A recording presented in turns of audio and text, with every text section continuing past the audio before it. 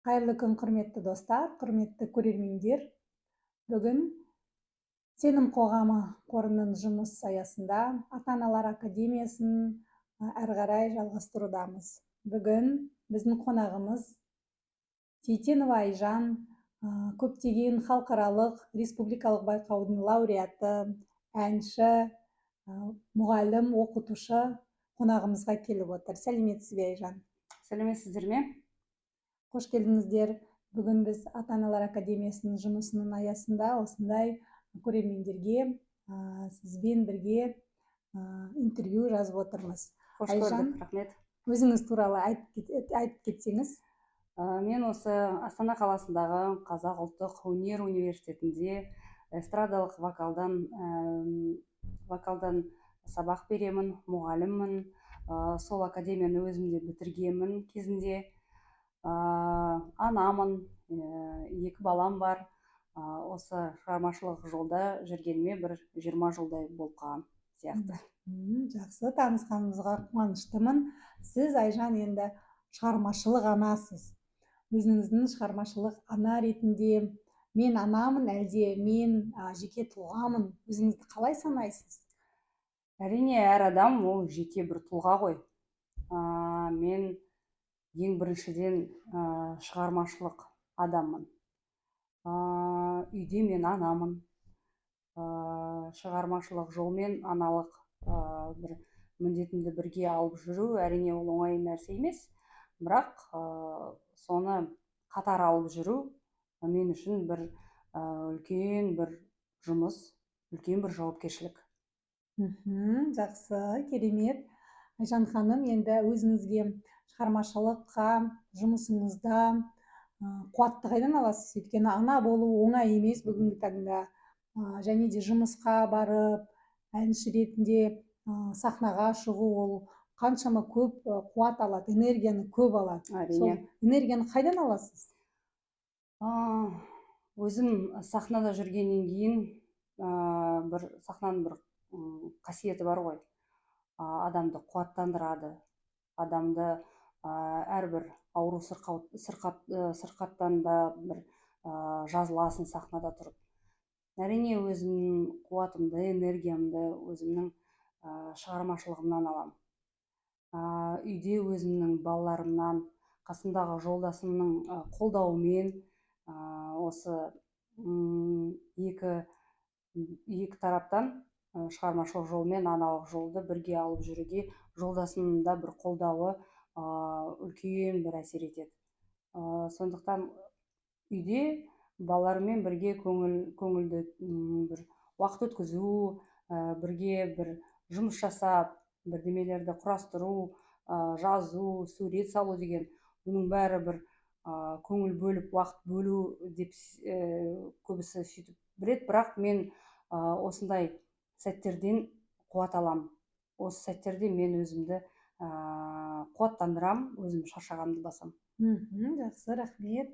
Айжан ханым, енді айтып жүріңізші, өзіңіздің ана атанғанына дейін және де шығармашылық ана болғаннан кейін айырмашылығыңыз бар ма? Өзіңізді қалай сезінесіз? Әрине, айырмашылығы зор. Өйткені ана болмай тұрып, сен сахнада жүрсең, өз басың ғана, ешқандай міндетің жоқ, ешкімнің алдында сен міндетті емессің, жалғыз басыңды ойлап, өзіңе өзің бүкіл ресурстарды салып, бір амбицияларыңды көрсететін уақыт.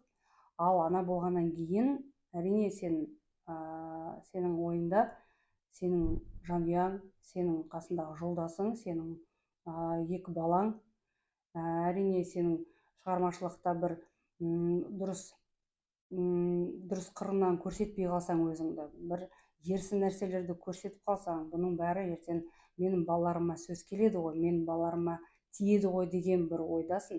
Әрине өзіңді ұстап, өзіңнің қадамдарыңа, өзіңнің айтқан сөздеріңе, жасаған жұмысыңа көп көңіл бөлесің.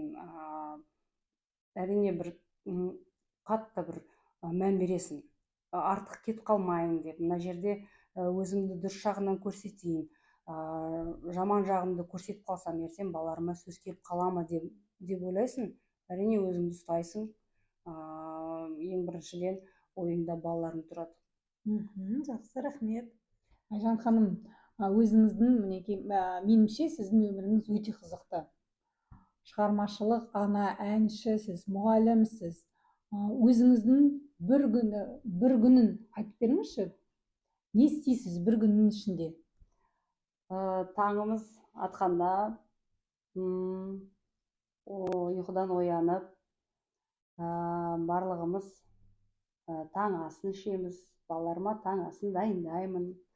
Үлкен балам жұмыртқаны жақсы көреді, кіші балам каша жақсы көреді. Екеуіне екі бөлек дайындаймын. Кей кезде үлкен балам жұмыртқа емес, мен басқа бірдеме жеймін деп, оған дайындаймын. Сонымен таңымыз атады, бәріміз жиналамыз.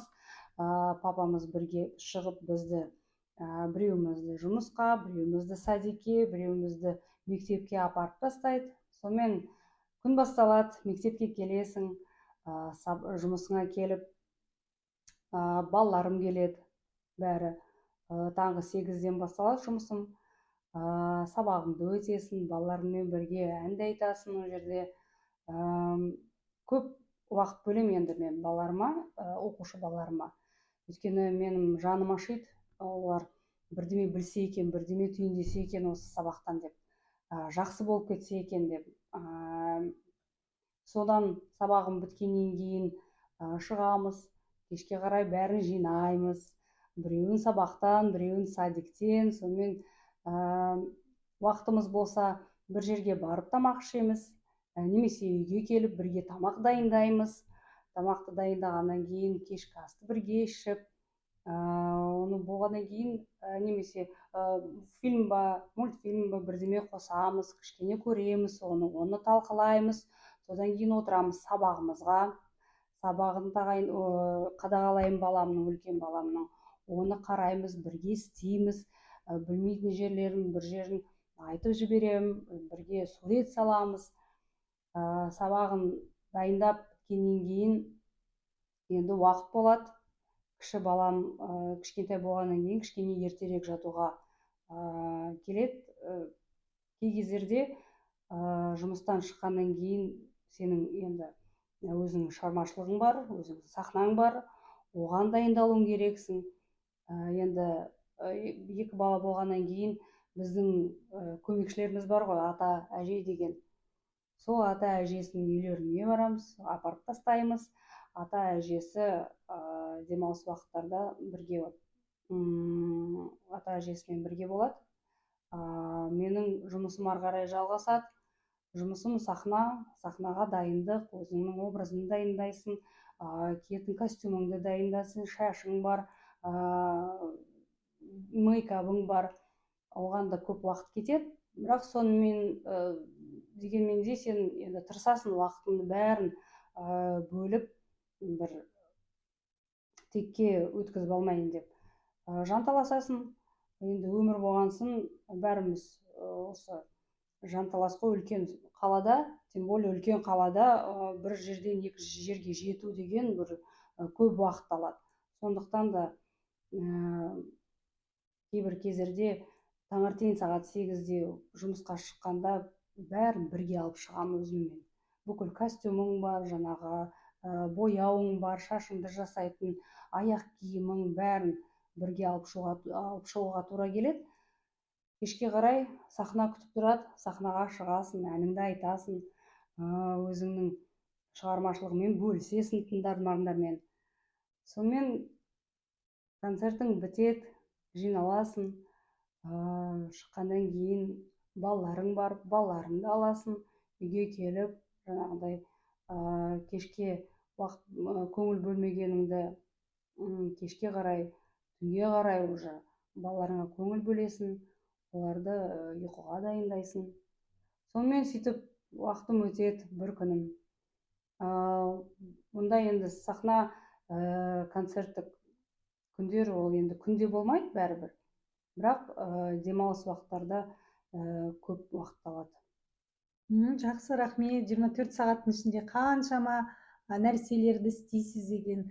әйел азаматтың иә, қолынан келмейтін нәрсе жоқ деп ойлаймын. дұрыс айтасыз. Рахмет. Өте қызықты бір күніңіз болды, демалысыңыз, концертіңіз бойынша. Меніңше үйде отыратын аналарымыз сізге қарап таң қалады. Бір күннің ішінде қаншама үйдің жұмыстың жұмысында үлгеру оңай емес. Рахмет. Айжан ханым, мынандай сұрағым. Қыз келіншектер өздері тұрмысқа шыққаннан кейін, ана атанғаннан кейін көбі өзінің карьерасын, жұмыс бабын ұмытып, тек қана үйде балаларды тәрбиелеймін, үй жағдайымды ойлаймын, сондай жолға түседі. Сонда аналарымызға не айта аласыз? Шығармашылық анасыз, өзіңіз күнделікті жұмыс істеп, күнделікті әртүрлі жұмыстармен айналысып жатсыз. Ана және жұмыс дегенді қалай алмастыруға болады? Енді ондай жағдайлар болып тұрады. Иә, кейбір адамдарда айтарым, еш уақытта кеш емес, өз-өзіңді дамыту, оқу, өзіңді жан-жақты дамыту ол ешқашан кеш емес. Аналық ол бөлек, ал сенің кәсібің, сенің ісің, сенің мамандығың ол бөлек нәрсе болу керек. Екеуін бірге алып жүру, айтып кеттім ғой, ол оңай шаруа емес, бірақ сонда да тырысу керек. Үйде сен анасың, иә, үйде сенің жолдасың да күтіп отырады, тамағың дегендей бар, үй шаруасы дегендей бар, бала шаға, ол жақсы, бәрі в гармонии дейді ғой, баланс болу керек. Сенің аналық және сенің шығармашылық жолында. Енді тым ысырып тастау деген болмайды. Өйткені үйде отырып қараңғы қалу деген дұрыс емес. Өзіңді өзің жігерлендіріп, кей кезде өзіңмен өзің сөйлесіп, мына менің қуатым бар ғой, менің күшім бар, мен мықтымын, мен істей аламын дегенде өзіңе мотивация беріп, өз-өзіңді дамыту, жан-жақты болу, менің айтар кеңесім сол. Толығымен келісемін сізбен. Бізде үйде отырғанмен аналар өзінің шығармашылығын дамытып, тоқ үй алады, сурет сала алады. Әрине, көптеген өзінің шығармашылығы бойынша әртүрлі нәрселерді жасап, өзінің дамытуға әр ана құқылы деп ойлаймын. Әбден мүмкін. Айжан ханым, рахмет. Енді біздің көрермендерімізге, ата-аналар академиясының тыңдаушыларға, аналар тыңдап жатыр, бізді көріп жатыр, әкелер, соларға қандай тілегіңіз бар? Тілегім осы өмірдегі барлық балаларды, сәбилерді беттерінен қақпай, өздеріне бір еркіндік беріп, таңдауға бір еркіндік берсе, осы өмірдегі сәбилердің бәрі бақытты болса екен деп армандаймын. Берер кеңесім, әрбір баланың өзінің арманын қолдап, соны баланы шабыттандырып, бір демеу көрсетсе, қолпаштап, қолдап жіберсе, нұр үстіне нұр болады. Баланың өзінің бір шабыты ашылып, өз ісінің маманы болар деп есептеймін. Рахмет, жақсы. Өзіңіз отбасыңызбен бірге шығармашылық екенсіздер. Енді өздеріңіздің балаларыңыз да шығармашылық жолына тырысын деп армандайсыз ба? Әлде басқа мамандықты таңдап алсын деп ойлайсыз ба?